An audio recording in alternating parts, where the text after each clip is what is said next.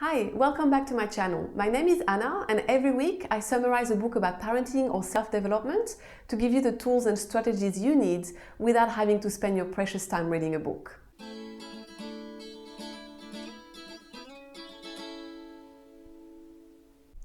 If you are enjoying these videos, please subscribe to my channel so I can keep providing content every week, and don't forget to hit the bell button so you get notified next time I upload a video. Today, I will be discussing How to Talk So Little Kids Will Listen, which is a book that provides really good practical tools on how to get kids between 2 and 7-year-old to do what we want them to. Because that's what we want, right? If only they would listen. This book is actually 80% examples. The authors have collated lots of examples from parents who have attended their workshops. So I will skip this part entirely and just focus on the strategies whilst giving you examples from my own life. Before we dive into the communication tools and strategies, there are a couple of important points that the authors make that need to be addressed. And the first point is that nothing will work unless we first meet our kids' basic needs and manage our expectations. It probably goes without saying, but sometimes we tend to forget when we are overwhelmed. We need to meet our kids' basic needs before any communication tools can work. And by that we mean food, sleep, and avoiding overwhelm.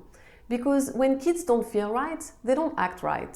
And so if they are hungry or tired, or if they have had a lot of demands placed on them lately, it's most likely that the strategies I will be discussing won't work. And the thing with little kids is that they aren't always aware that they're feeling bad because they are tired or hungry. So it's up to us parents to keep this in mind and offer food or rest when we know they need them. Another very important point is to manage our expectations. We need to really consider our child's stage of development and ask ourselves, am I asking too much of my child? Am I asking something that's beyond his level of ability? Because what I've noticed in my life is that if a conflict reoccurs over and over again, it's basically my child telling me that he's not ready. He hasn't mastered that skill yet. So when you can't manage the child, you resort to managing the environment. Another important point that the authors make is that instead of punishing, we want to encourage cooperation, autonomy, and self-confidence. Last week, I did a summary about the book No Drama Discipline, and we looked at the neuroscience behind a child's brain to really explain why it is so important to give our kids practice with this. And if you haven't watched the video, I will leave a link up here. When we punish, we hope that the suffering will make the offender do better in the future. But do you remember being punished as a child? Did it inspire you to change your bad behavior? No, didn't think so. When we punish, it may produce quick results, but the issue with it is that it doesn't actually address the underlying problem. When we use problem solving instead of punishment, we are truly modeling the attitude we want our kids to take with conflict in their lives. Because children do as we do, not as we say. And we don't want to spend energy fighting each other. We want to combine forces to find solutions that meet everyone's needs. And your child becomes an active participant in solving his problems. And the great thing about this cooperative attitude towards conflict is that it grows with your child. Because when they are teenagers, it's going to be a lot harder to punish them or to keep them safe by force. The most powerful tool you can use with teenagers is their sense of connection to you. Because if they can see that you're willing to consider their feelings and ask for their opinion, they will do the same with your feeling and your opinions when they grow older. So let's dive into the tools now. How do we get kids to do what we want them to without conflict? The first tool is to accept and acknowledge your kids' feelings.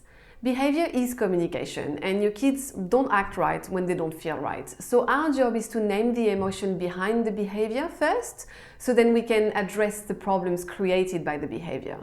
So instead of minimizing the problem for them and giving them all the reasons why they shouldn't be upset or trying to fix the problem for them, we want to really listen to what our kids are saying so they feel validated. Then we want to think about the emotion that they are feeling and actually name the emotion for them and put in a sentence. So what we are doing here is giving them a crucial vocabulary of feelings that they will be able to use in the future. The best way to help a child get over it is to help them through it. And without acknowledging feelings first, our children actually will be completely deaf to our finest explanations. We are also laying the ground for a person who can respect and not dismiss the needs and feelings of other people. The second tool is to be playful and to turn a boring task into a game or a challenge. I know that when we are tired and overwhelmed, this is the last thing we want to do, but it actually takes less energy to do this rather than having to deal with the whining and resistance that we get when we give a direct order. It also brightens the mood and makes everyone more loving and cooperative. You're also teaching your kids to turn a tedious task into a pleasant activity. The great thing about being playful is that you can use it for so many different activities.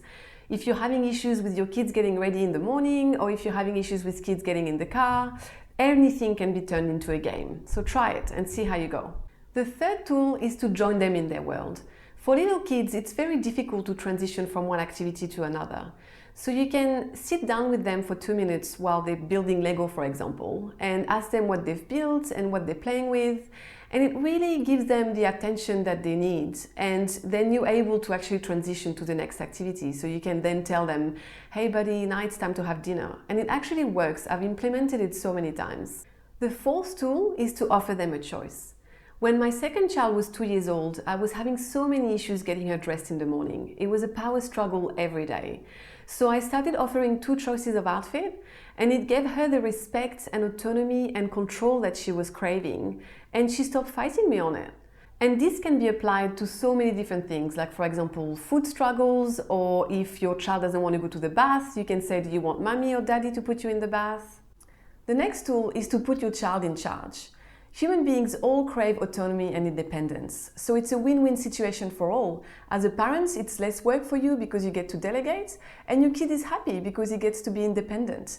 So as the parent, you can define the job that needs to get done, and you actually let your child decide the detail of it. So for example, if you are having issues getting your child to put his coat on in the morning, maybe make a temperature chart and let your child be the weatherman in the morning. The next tool is to write a note, and this has been a game changer in our house. I'm sure we've all experienced this, taking our kids to the shops and they want a toy or a candy and you say no, and then a tantrum happens. So instead of saying no, you whip up your phone and you tell them, yes, let's add it to our wish list. And it actually works because they feel really happy because they feel heard and they feel like their parent is listening to them. And it also teaches them the important skill of delayed gratification. And the great thing is that you can actually use that list when you're looking for birthday gift ideas, for example. And you can use that for so many different things. Like for example, if at the dinner table your kids are not happy with what they're eating, instead of whinging about the fact that they don't want to eat it, you whip up your phone and you say, let's make a list of all the things you'd like to eat and we can schedule that for the rest of the week. And it actually doesn't matter if your kid can't read. I implemented this strategy when my kids were 2 and 4 year olds, so they couldn't read, but it still works because they see you writing it and they feel it is there on a piece of paper on your phone. So it is very real in their mind. The next tool on the list is give information. So instead of telling your kids, this is the rule and this is how it needs to be done because I'm the parent and I decide, you're actually giving them the information behind it. So for example, what has worked with me and my family is giving information about why it's so important to put our seatbelts on in the car. So you explain that you're going to get fined by the police if you don't have your seatbelt on, but also the fact that it's for safety, and if we have an accident, they're going to get hurt. And I've actually explained so many intricacies to it, that the fact that it's so important to not have your seatbelt twisted. And now they are 6 and 4 year old and they actually jump in the car and they put their seatbelts on perfectly. I don't have to explain anything anymore and they always do it automatically. The next tool on the list is to describe it with a word. So instead of lecturing them or going into a tirade about what they forgot to do again, you actually just say it in one word. So for example, with the seatbelt example, you just say seatbelt, and it's actually more respectful because it implies that you're giving your child the benefit of the doubt and you know that they've just forgotten about it. So now let's look at tools that we can use when the drama has already happened. The first tool you can use is to describe how you feel. It's completely unrealistic to expect us parents to be endlessly patient with our kids all of the time. We're humans, not robots. And you're actually helping your kid by giving him important information so that you model empathy. He can really relate to how you are feeling, so he feels actually that it's normal when he's feeling upset or angry, because his mom is also feeling like that sometimes. And you're also modeling a vocabulary of emotions that he can then use later on when he is upset, frustrated, or angry. So for example, you can say, I get really upset when I see one child hurting another, or I don't like it when you guys hurt each other. Another tool you can use is to take action in order to protect and not punish. It's important to realize that none of these tools will work for every child in every situation, but it's still important to enforce a limit. Let's take a look at the seatbelt example that I provided earlier. You can actually tell them, I can't be late for work right now, so I'm buckling you in, and you actually do it. Because when children behave in a way that is not safe for themselves or others, we default to managing the environment. And it doesn't matter if your 4-year-old is the only one throwing rocks at the park and that it should be able to play nicely like all the other 4-year-olds. Your child is telling you that he's not capable in this particular moment, and your role as the parent is to manage the environment for him and to take him home. The next tool is to show your child how to make amends. The quickest way to change your child's attitude or behavior is to actually get him involved in fixing his mistake. Because the best way to inspire your child to do better in the future is to actually give him the opportunity to do better in the present. So for example, your child has pushed his sister. You tell him, I can see that your sister got really scared when you pushed her. What do you think we can do to make it better? Do you think she would like to play with this toy car? And you're actually modeling empathy in the process. The final tool that we can use is problem solving. One of the keys to successful problem solving is to wait for a time when the mood is right. We can't problem solve when everyone is frustrated or angry. So it means that you might have to wait an hour, or you might actually have to wait for the next day to talk about the issue. The first step to problem solving is to first acknowledge your kid's feelings, because he needs to know that you're on his side and he needs to know that you can see things from his point of view. Otherwise, he won't be open to all the solutions that you come up with. The second step is to describe the problem. This part needs to be short. The third step is to ask for ideas and to write them all down, no matter how outrageous they are. And then the fourth step is to discuss which idea is the best and to cross out the ones that we don't like. And the last step is to try out the solutions. If your child actually came up with the solution himself, he will be very eager to try them out. And if it doesn't work, it's okay. You go back to the drawing board and you come up with different ideas. That's the beauty of problem solving. Unlike punishment, it actually offers endless possibilities. Your kids will be very pleased with themselves that they came up with their own plan, and they will actually fight less and negotiate more when conflicts arise in the future.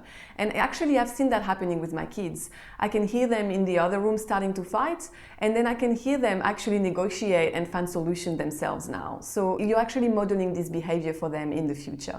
And again, if absolutely nothing works, you might have to actually revisit your basic expectations.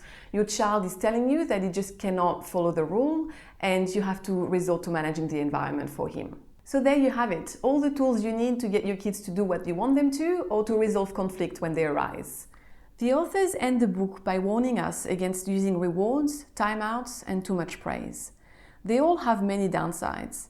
Rewards and timeouts don't address the cause of the problem. We want to work with our kids, to do things because they want to, not to manipulate them, which tend to lead to resentment. Timeouts usually lead to the kid getting more angry, so we should use it only with the intent to protect and not punish, with the intention to give them a break to recharge. And with praise, we need to avoid using judgment, because research shows it tends to make us focus on our weaknesses rather than our strengths. And instead, we can describe what you see, start a conversation, or describe the effort and progress. That's all for today. Here is a summary of the book so you can take a screenshot on your phone. And if you've enjoyed this video, please leave me a like or comment and let me know if there are other books you'd like me to review. Thanks for watching and keep growing!